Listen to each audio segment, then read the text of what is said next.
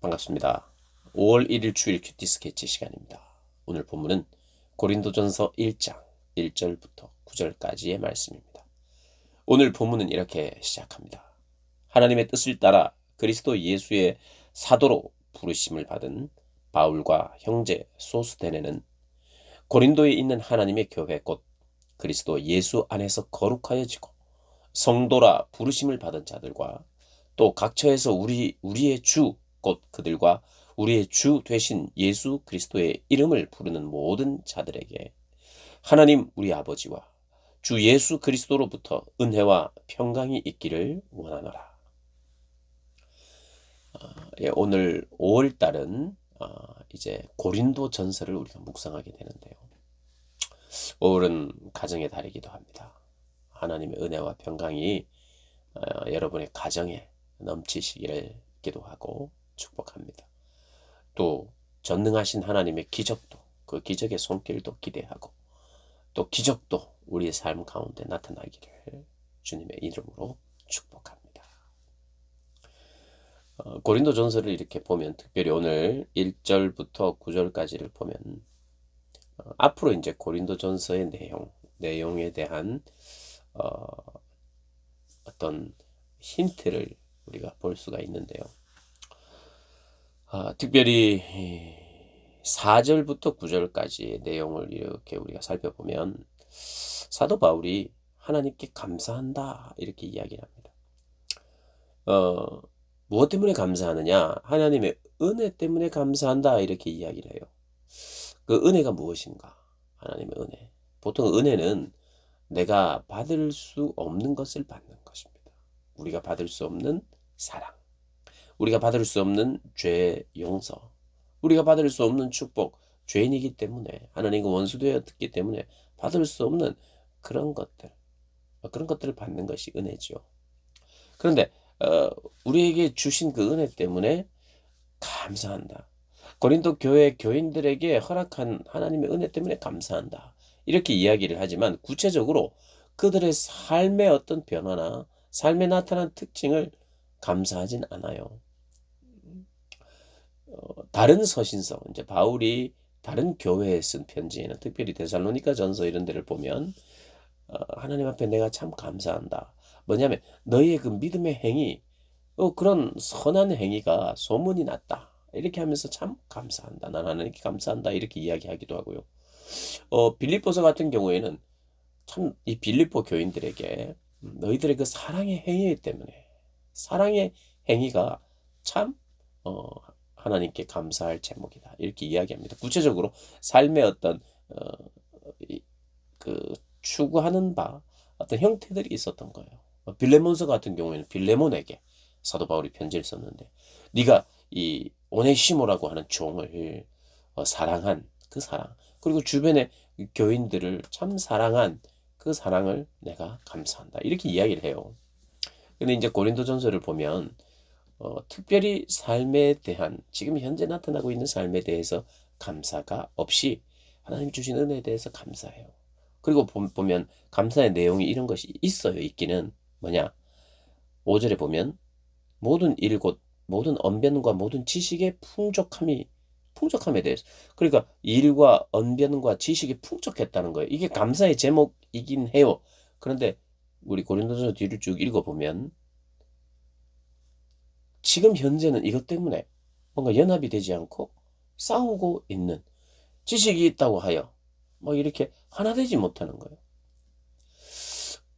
쉽게 말하면 이런 겁니다. 우리 집안에 사랑하는 자녀들이 박사들이에요. 한 3명 정도가 박사예요.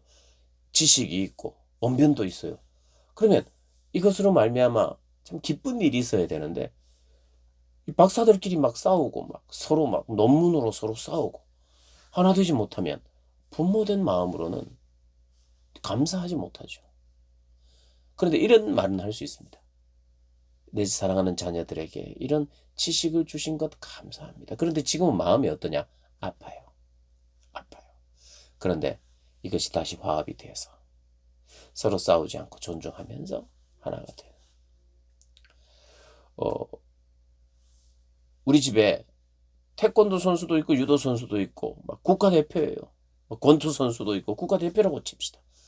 하나님이 그런 스포츠의 은사를 주셨어요. 참 좋잖아요. 감사하죠. 하나님께 감사하는 제목이에요. 그런데 지금 얘네들끼리 막 싸웠어요. 막 태권도로 발차기 하고 막 유도로 넘어뜨리고 이래가지고 막 다리 부러지고 만약에 이렇게 됐다. 그러면 하나님 앞에 참 그런 은사를 주니까 감사한데 지금은 가슴이 아파요. 그들의 은사로 잘 서로를 섬길 뿐만 아니라 다른 이들을 유익하게 하고 돕고 섬기는 자들이 되었으면 참 좋겠지요. 그러니까 그걸 주신 것은 감사한데 지금 형편은 참 안타까워요. 그래서 오늘 본문을 보면 나중에는 결국 책망할 것이 없는 자로 끝까지 견고하게 하나님 세워주십시오 하는 그런 소망이 들어있어요. 그러니까 감사, 현재에 대한 감사라기보다도 하나님 이런 것 주신 것을 감사한데 그들이 잘 관리하지 못하고 잘못 사용하는 것이 가슴이 아픕니다. 그리고 하나님은 여기에 또 책망을 하세요. 사도 바울을 통해서. 그래서 이 은사도 주셨어요. 7절에 보면 너희가 모든 은사에 부족함이 없게 했다. 이것도 감사의 제목이에요. 그런데 그 은사로 말미암아 이 고린도 교회가 굉장히 어지러웠거든요. 그래서 12장, 13장을 보면 12장은 은사장이에요. 참 많은 은사들을 주셨어요. 근데 이 모든 은사는 교회를 세우기 위하여 있는 것이. 그래서 사도 바울이 그 은사를 사용함에 대해서 질서 있게 사용하라, 규모 있게 사용할 것을 권면을 하고 지침을 줍니다.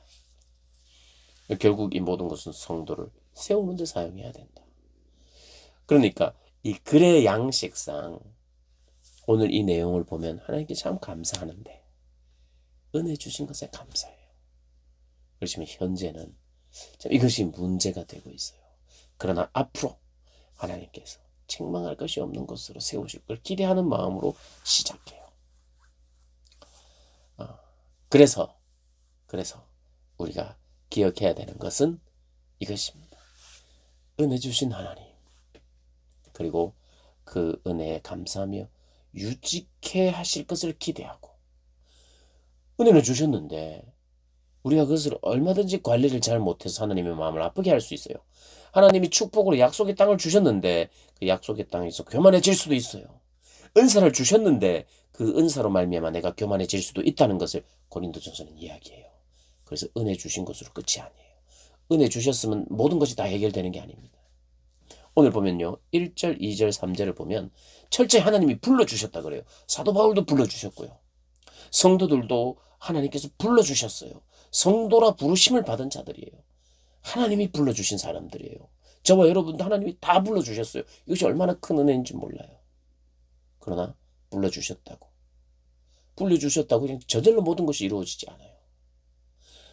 모든 것이 어떤 면에서는 수동적이에요. 불러주셨기 때문에 내가 오는 거예요. 붙잡아 주셨기 때문에 하나님 앞에 나올 수 있는 거예요. 그것이 선택이고 그것이 은혜예요. 그러나 내가 또 불러야 돼요. 내가 또 주의 이름을 불러야 돼요. 그래서 오늘 보면 1절, 2절을 보면 어떤 수동적인 사도로 부르심을 받았다? 내가 성도로 부르심을 받았다는 것도 나오지만 예수 그리스도의 이름을 부르는 모든 자들에게라고, 부르심을 받은 성도들에게, 그리고 예수님의 이름을 부르는 모든 자들에게. 그러니까 어떤 수동적인 면이 참 하나님의 선택, 하나님의 은혜, 하나님의 붙들어 주심, 이 모든 것이 수동적이에요. 그러나 능동적으로 우리가 해야 될 것들이 또 있으면서 동시에 우리가 능동적으로 하나님의 이름을 부르고 그분을 찾아야 되고 그분을 붙들어야 돼요.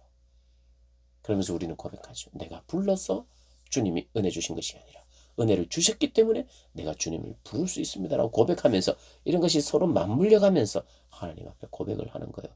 불러주셨어요. 은혜 주셨어요.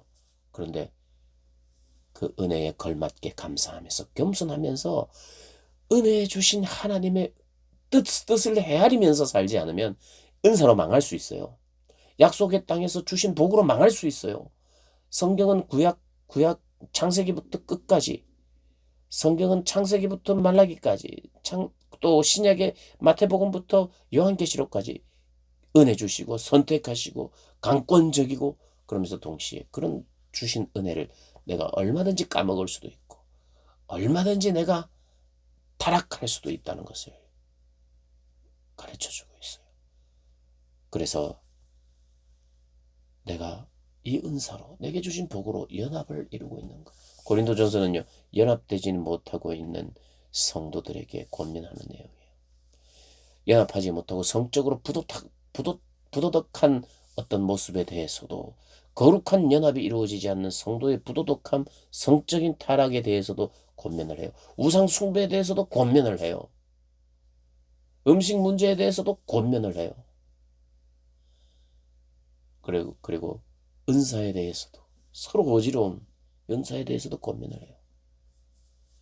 마지막에는 부활에 대해서도 권면을 하는데, 어쨌든 이 모든 것으로 말미암아 주님 주신 은혜로 말미암아 겸손히 주님 앞에 나가야 하고, 성도 간에 교제가 있고 하나됨이 있어야 되는데, 주시는 그 모든 것이 감사의 제목이지만 결국 현재는 그것을 감사하지 못하고 있는 사도 바울을 보게 됩니다.